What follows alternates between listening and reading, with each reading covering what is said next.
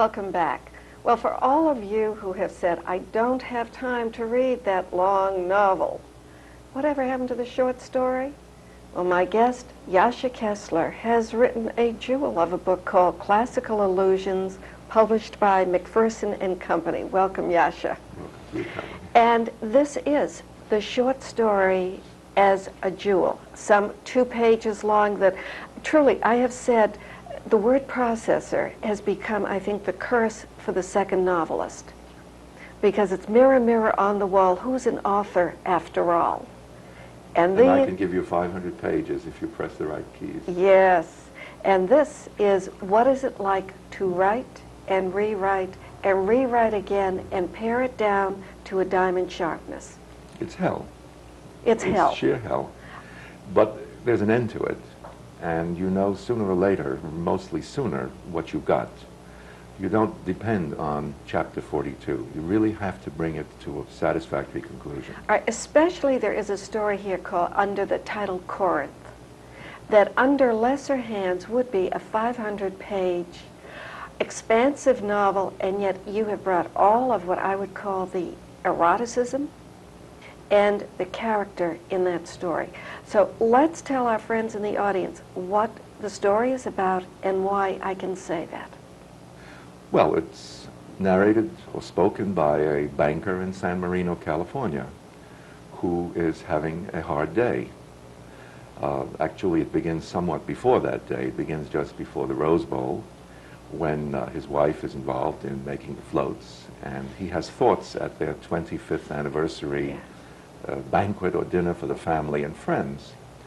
The story opens with that, and he begins to think something is peculiar because they've adopted a Puerto Rican kid from the streets of New York as a foster parent situation.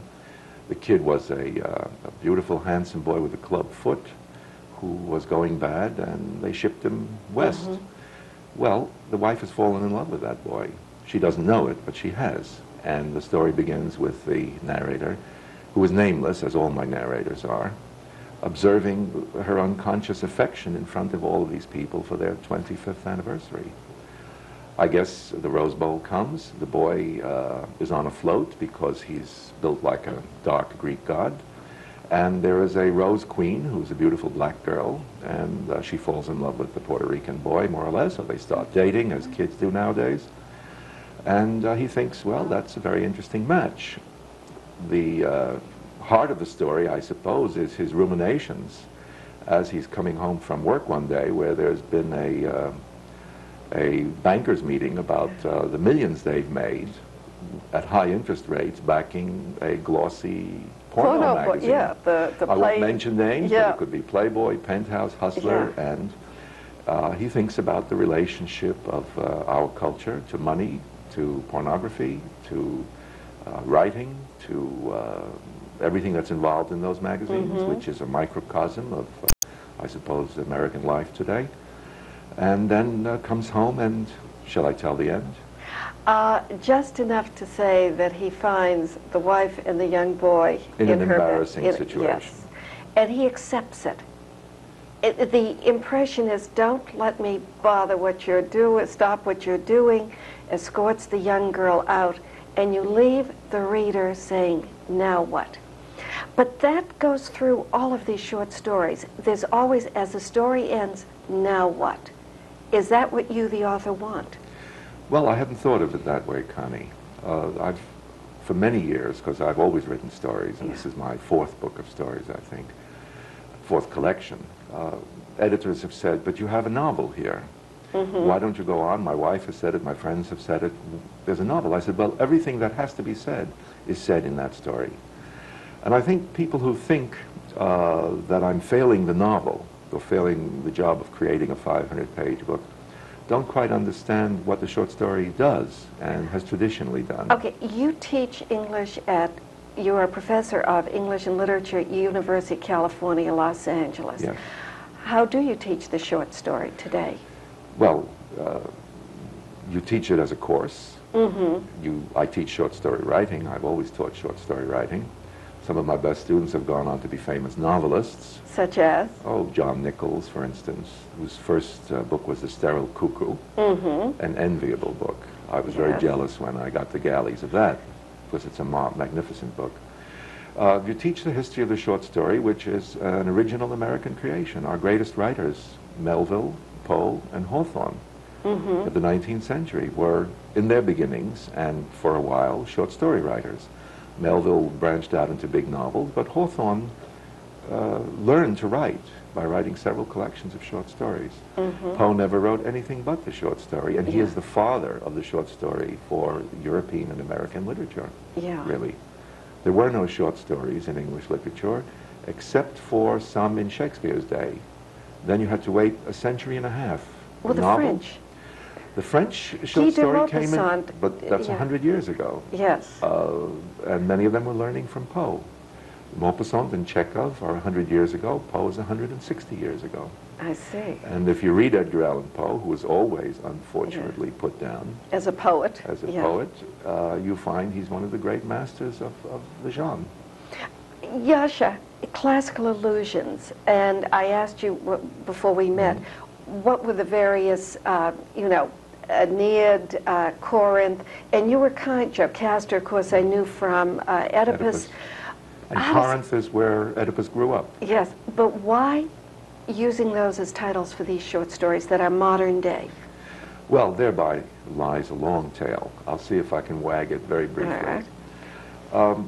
Partly I found about 10 years ago that a lot of the stories I had to tell, as I was telling them, seemed to give me echoes. And in thinking about them, I realized that these things had happened before to people over and over and over.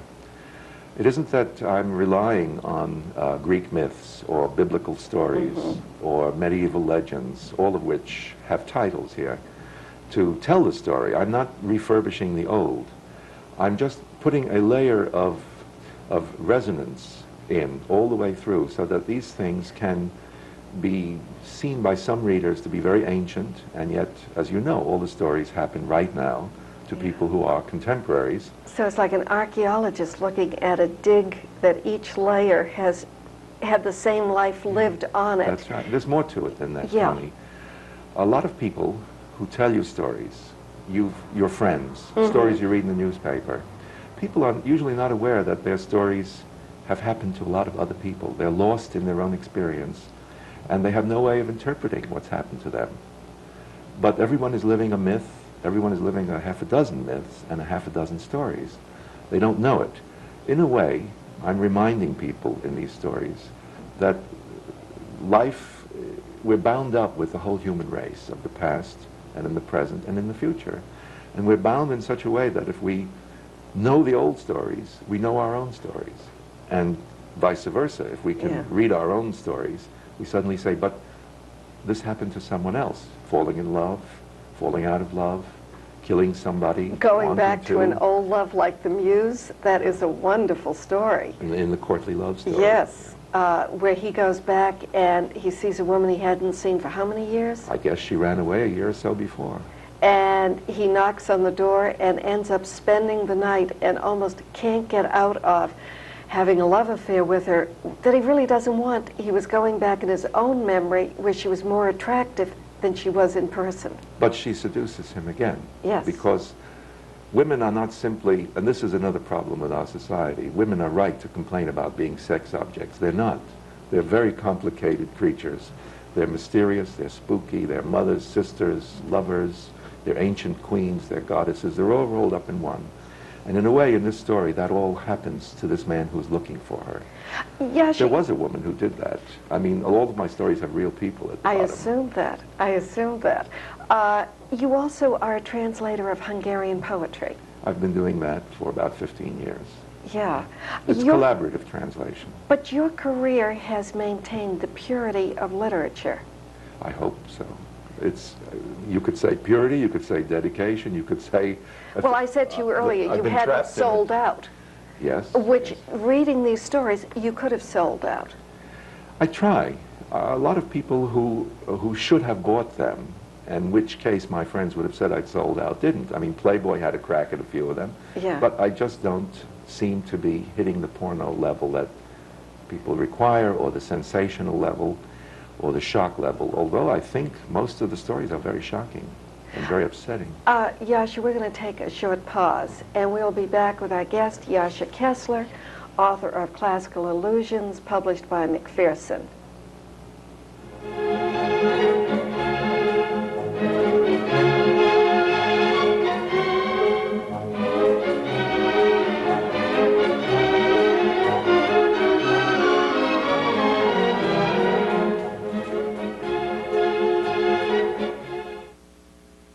Welcome back. We're talking with Jascha Kessler, author of Classical Illusions, as well as another book called Death Comes for the Behaviorist, which is a hell of a story, Jascha.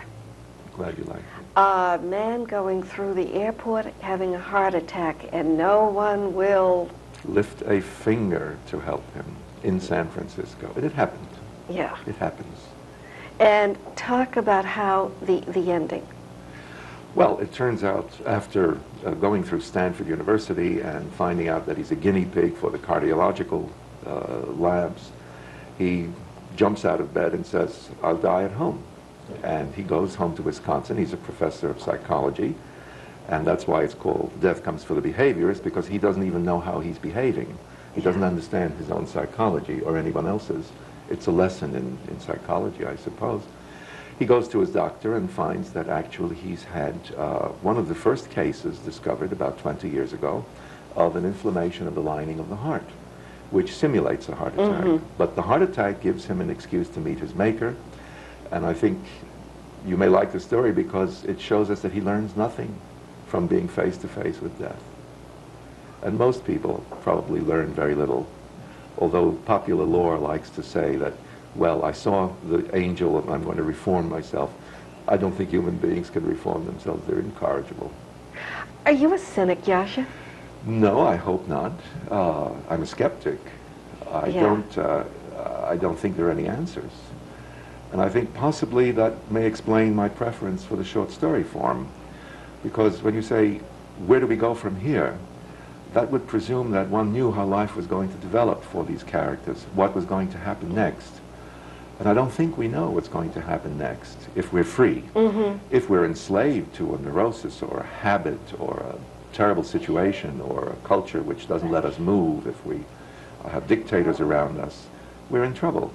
But if we're more or less free people, as mine are, it turns out that they don't know what's going to happen to them next. It's up to them to make the next step. In a way, the reader has to make the next step for my characters, too.